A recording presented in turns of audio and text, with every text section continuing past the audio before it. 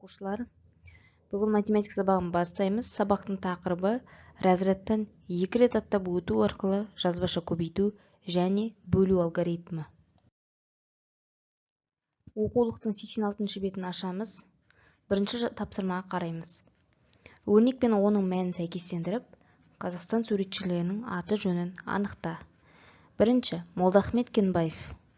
Жақша ішінде 600 шығады. 600 бен 6-ның бөліндісі 100. Демек, мына суретте үшінші тұрған суретші. Келесі, Әбубәкір Исмаилов. 930 бен 30-ның бөліндісін 4-ке көбейт. 930 бен 30-ның бөліндісі 31-ге тең. 31 мен 4-ның көбейтіндісі 124. Суретте екінші тұр. Николай Хлудов. 65 қосамыз 650 мен 5-дің бөліндісі. Мәні 195. Оқулықта ең соңғы суретте тұрған адам. Ең соңғы Әбілхан Қастеев. 360 пен 180-ның қосындысы 540-ға тең. 540 пен 6-ның бөліндісі 90-ға тең. Оқулықта бірінші суретте тұр. Енді балалар үшінші тапсырмаға қараймыз. Өрнекті баған түрінде орындап, амалдар бойынша есепте. Бірінші ол үшін балалар амалдарды есептеу үшін жақшаны орындаймыз. Жақша ішінде бөлу амалын орындап аламыз.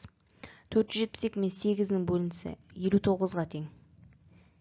Екінші амал, бұл да бөлу амалы. 327 мен 3-дің бөліндісі 129. Енді үшінші жүретін бұл жерде қосу амалы. Екеуінің мәнін қоссақ 168 шығады. Біз жақша ішін орындап болдық. Енді жақша сыртында 1000-нан мына шыққан мәнін азайтамыз. 1000 мен 168-ның айырмасы 832-ге тең. Сабақты ары қарай жалғастырамыз. 87-ші еттегі 5-ші есеп. Мәтін есеп. Асы. Балалардың музейге кіру билеті 45 теңге. Ал ересектердің билеті одан 25 теңгеге қымбат. 2 ересек және 2 баладан тұратын отбасы музейге кіру үшін қанша теңге төлеуі қажет? Бұл жерде балалар бірінші амал 45 көбейту 2 деп отырғанымыз, бұл балаларға жұмсалған ақша.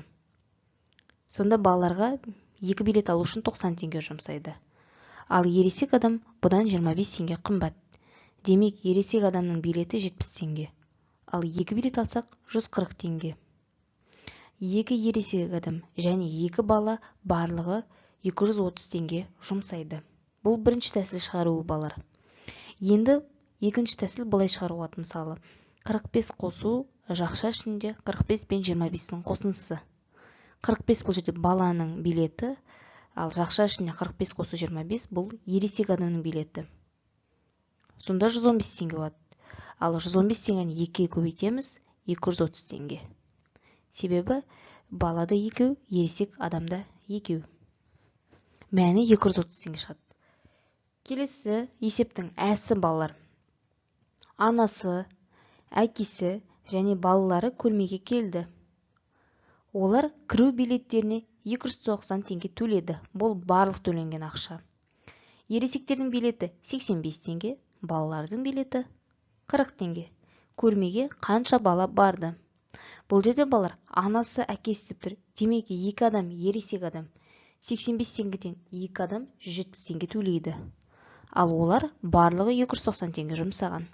Сол барлық жұмсалған ақшадан ересектерге жұмсаған ақшаны азайтамыз. 120 теңге қалады. 120 теңгені балаларға бөлеміз. Бір баланың билетінің құны 40 теңге болса, сонда 3 бала көрмеге барды деген сөз. Енді 6-шы есепке қараймыз. Оқушылар бірінші күні 3 қатардың әр қайсысына 16 көшеттен, демек бұл жерде 3-ті 16-ға көбейтеміз. Ал екінші күні тағы 9 көшет отырғызды. 2 күнде балалар қанша көшет отырғызды? 2 күнде 57 көшет отырғызды. Әсі. Машина 120 км жол жүрді. Бұл барлық жүретін жолдың 3-тен 1-ін құрайды. Барлық жүріп өткен жолдың ұзындығы 360 км. Енді балалар ең соңғы тапсырмамыз 7-ші тапсырма. Санды тап математикалық фокусы. Досыңнан бір санды ойлауды өтін. Бұл жерде ойлаған сан 1. Енді балалар оны тексеріп ары қарай шығаруымыз керек. Одан кейін сол ойлаған санды 2-ге көбейтеміз. 1 мен 2-ның көбейтіндісі 2-ге тең. Оның нәтижесіне 8-ді қосамыз. 10 шығады сонда жақшаның ішінде. Алынған нәтижені 2-ге бөлеміз. 10 мен 2-ның бөлінісі 5-ге тең. Енді балалар, осыдан біз ойлаған санды азайтамыз. Сонда біз 5-тен ойлаған 1-ді азайтып тастаймыз. Енді сені жауабын 4 сан деп айта аласың. Сонда фокустың құпиясы балалар, бұл жерде ойлаған санымыз біздің 1 шықты. Сабақ түсінікті болса, сау болыңыз балалар. Каналға жазылуды ұмытпаңыз.